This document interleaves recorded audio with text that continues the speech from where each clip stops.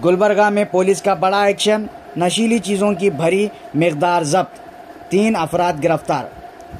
गुलबर्गा के चौक और rural police थाने के इलाकों में पुलिस ने गैर कानूनी तौर पर बेची जाने वाली नशीली चीज़ों का भरी मिकदार जब्त करने में कामयाबी हासिल की है।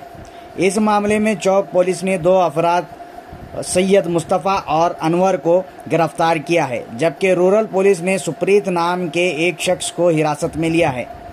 जब्त किए गए नशीली चीज़ों का मुआयना करने के लिए मिनिस्टर शरण प्रकाश पाटिल, मिनिस्टर प्रियंक खरगे और कल्याण कर्नाटका डेवलपमेंट बोर्ड के चेयरमैन अजय सिंह ने दौरा किया। उन्होंने पुलिस की इस कामयाबी की तारीफ की और उनके जज्बे को सराहा।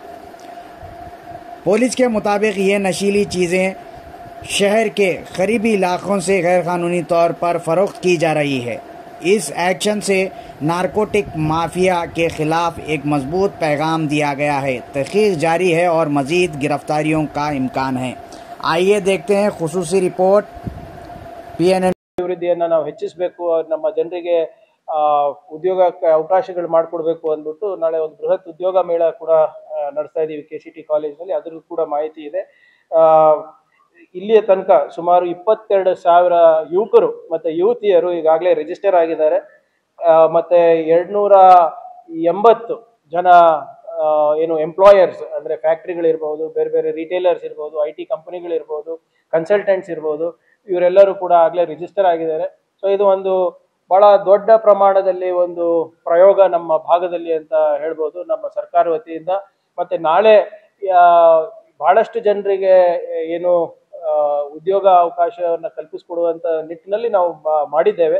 ಆದರೆ ಬಹಳಷ್ಟು ಕಡೆ ಇನ್ನು ಕೆಲವು IT ಕಂಪನೀಸ್ನಲ್ಲಿರ್ಬೋದು, ಬೇರೆ ಬೇರೆ ಕಂಪನೀಸ್ನಲ್ಲಿರ್ಬೋದು, ಅಟ್ಲೀಸ್ಟ್ ನಮಗೊಂದು ಮಾಹಿತಿ ಸಿಗುತ್ತೆ. ಅವ್ರ ರೆಸ್ಯೂಮೆ ನೋಡಿದಾಗ ಅವ್ರಿಗೆ ಇನ್ನೂ ರೀಸ್ಕಿಲ್ಲಿಂಗ್ ಮಾಡಬೇಕಾ, ಅಪ್ಸ್ಕಿಲ್ಲಿಂಗ್ ಮಾಡಬೇಕಾ ಅಂದ್ಬಿಟ್ಟು ಅದಕ್ಕೋಸ್ಕರನೇ ನಾವು ಒಂದು ನಿಪುಣ ಕರ್ನಾಟಕ ಅಂತ ಒಂದು ಯೋಜನೆಯನ್ನು ನಾವು ತಂದಿದ್ದೇವೆ ನಮ್ಮ ಇಲಾಖೆ ವತಿಯಿಂದ.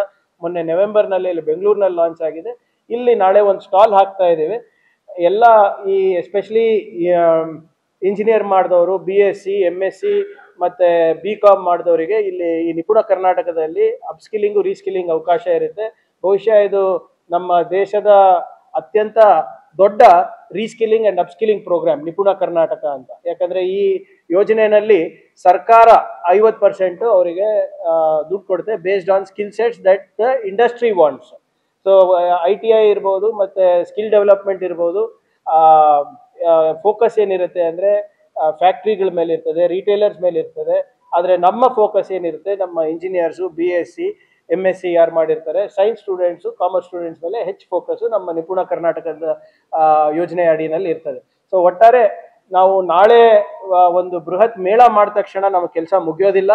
ಅವ್ರದ್ದೆಲ್ಲಾನು ಕೂಡ ಏನು 20,000 22,000 ನಮಗೆ ಬಯೋಡೇಟಾ ಸಿಗುತ್ತೆ, ಅದು ವೈಜ್ಞಾನಿಕವಾಗಿ ಪರಿಶೀಲನೆ ಮಾಡಿ ಮುಂದಿನ 1 ವರ್ಷ ಅದನ್ನ ಫಾಲೋ ಅಪ್ ಮಾಡಿ ಯಾರ್ಯಾರಿಗೆ ಅಪ್ಸ್ಕಿಲ್ಲಿಂಗ್ ಆಗಬೇಕು, ಕಮ್ಯುನಿಕೇಷನ್ ಸ್ಕಿಲ್ಸ್ ಬೇಕು, ಅವರಿಗೆ ಸೋಷಿಯಲ್ ಸ್ಕಿಲ್ ಸೆಟ್ಸ್ ಕೊಡಬೇಕು, ಅವೆಲ್ಲನೂ ಕೂಡ ಇವ್ಯಾಲ್ಯೂಯೇಟ್ ಮಾಡಿ ಅದಕ್ಕೆ ನಾವು ಕೂಡ ಬಂಡವಾಳ ಹಾಕಿ ಆ ಕಂಪನಿ ಕಡೆಯಿಂದನೂ ಬಂಡವಾಳ ಹಾಕಿಸಿ ಅವರಿಗೆ ಉದ್ಯೋಗ ಕೊಡಿಸುವಂತಹ ಒಂದು ಪ್ರಾಮಾಣಿಕ ಪ್ರಯತ್ನ ನಮ್ಮ ಕಡೆಯಿಂದ ಆಗುತ್ತೆ. ಸೊ ಬೇರೆ ಉದ್ಯೋಗ ಮೇಳಕ್ಕೆ ಮತ್ತೆ ಈ ಉದ್ಯೋಗ ಮೇಳಕ್ಕೆ ಅಜಗಜಾಂತರ ವ್ಯತ್ಯಾಸ ಇರುತ್ತೆ. ಇದು ಕನ್ಸಿಸ್ಟೆಂಟ್ ಆಗಿ ಮುಂದಿನ 1 ವರ್ಷ ತನಕ ನಾವು ಫಾಲೋ ಅಪ್ ಮಾಡಿ ಎಲ್ಲ ನಮ್ಮ ಯುವಕರಿಗೆ, ಯುವತಿಯರಿಗೆ ಅಪ್ಸ್ಕಿಲ್ಲಿಂಗ್ ಮಾಡೋದಿರ್ಬೋದು, ರೀಸ್ಕಿಲ್ಲಿಂಗ್ ಮಾಡೋದಿರ್ಬೋದು, ಅದನ್ನು ಕೂಡ ನಾವು ಮಾಡ್ತೀವಿ. ಯುವ ನಿಧಿ ಪ್ಲಸ್ ಅಂತ ಏನು ಯೋಜನೆ ಮಾನ್ಯ ಡಾಕ್ಟರ್ ಶರಣ್ ಪ್ರಕಾಶ್ ಅವರು ತಂದಿದ್ದಾರೆ, ಅದ್ರ ಜೊತೆ ನಿಪುಣ ಕರ್ನಾಟಕ ಅಂತ ಯೋಜನೆ ಜೋಡಣೆ ಮಾಡಿ ನಮ್ಮ ಭಾಗದ ಜನರಿಗೆ ಒಂದು ವಿಶೇಷವಾದಂಥ ಅವಕಾಶಗಳನ್ನು ಕಲ್ಪಿಸ್ಕೊಡುವ ನಿಟ್ಟಿನಲ್ಲಿ ನಾಳೆ ಕೆಲಸ ಆಗುತ್ತೆ. ಸೊ ಅದಕ್ಕೆ ಕೂಡ ತಮ್ದೆಲ್ಲರದು ಸಹಕಾರ ಇರುತ್ತೆ ಅಂತ ಕೇಳ್ಕೊಳ್ತಾ ನಾನು 2 ಮಾತು ಮುಗಿಸ್ತೇನೆ. ಕ್ಷೇತ್ರದ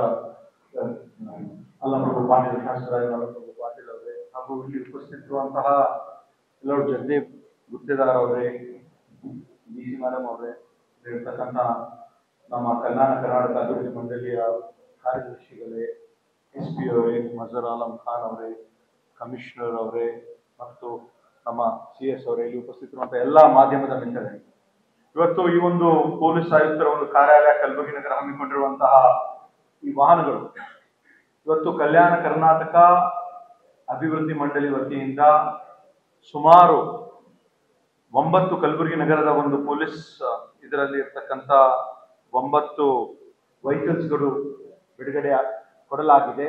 ಅದೇ ಒಂದು ರೀತಿಯಿಂದ ಕಲಬುರಗಿ ಜಿಲ್ಲಾ ಪೊಲೀಸ್ ಅವರು ಸುಮಾರು 8 ಮೊಟ್ಟ ಮೊದಲ ಬಾರಿಗೆ ಕಲ್ಯಾಣ ಕರ್ನಾಟಕ ಅಭಿವೃದ್ಧಿ ಮಂಡಳಿ ವತಿಯಿಂದ ಗೃಹ ಇಲಾಖೆಗೆ, ಯಾಕಂದ್ರೆ ತಾವು ಬಹಳಷ್ಟು ಒಳ್ಳೆಯ ಕೆಲಸವನ್ನು ಮಾಡ್ತೀರಾ, ನಮ್ಮ ಇಡೀ ಜಿಲ್ಲಾ ಮಟ್ಟದಲ್ಲಿ ಮತ್ತು ಎಲ್ಲ ಕಡೆ ಹಳ್ಳಿ ಮಟ್ಟದಲ್ಲೂ ಕೂಡ ತಮ್ಮೆಲ್ಲರ ಒಂದು ಸಹಕಾರ ಸೇವೆ ಇರ್ತಕ್ಕಂಥ ಒಂದು ಕಾರಣಕ್ಕಾಗಿ ನಾವು ನಮ್ಮ ಕಲ್ಯಾಣ ಕರ್ನಾಟಕ ಅಭಿವೃದ್ಧಿ ಮಂಡಳಿ ಏನು ಸಭೆ ನಡೀತು ಬೋರ್ಡ್ ಅಲ್ಲಿ ಎಲ್ಲ ತೀರ್ಮಾನ ಆಯ್ತು ಕೊಡಬೇಕು ಅಂತ ಮಾನ್ಯ ಗೃಹ ಸಚಿವರು ಕೂಡ ಬಹಳಷ್ಟು ಇವತ್ತಿನ ದಿವಸ ಒಂದು ಬೇಡಿಕೆಯನ್ನು ಇಟ್ಟಿದ್ದಾರೆ.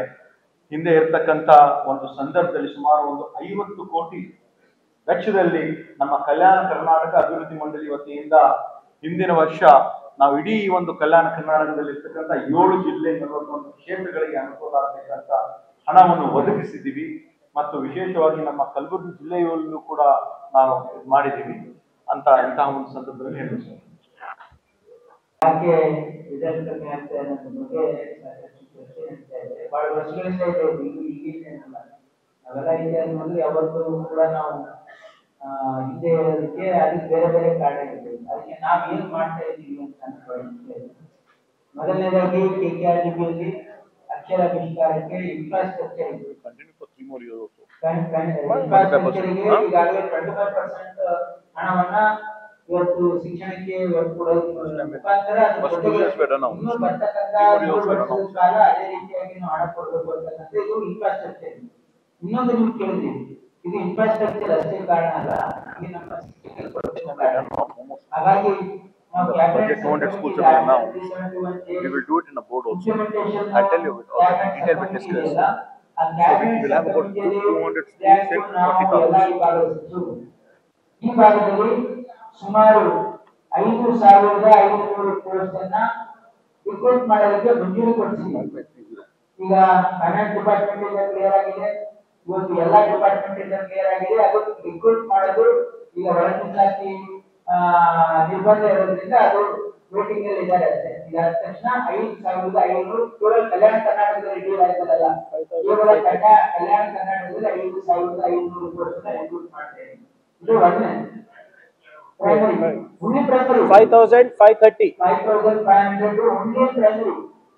ಹೈಸ್ಕೂಲ್ ಬೇರೆ ಇಲ್ಲ. ಕೇಳಿ ಅಂದ್ರೆ ಯಾಕಂದ್ರೆ ಇದು ಅಂದ್ರೆ ಇದು ಕೇವಲ ನೀವು ಇನ್ನೊಬ್ರು ಏನು ಕೇಳಿದ್ರು, ನಮ್ಮ ಕಾಲದಲ್ಲಿ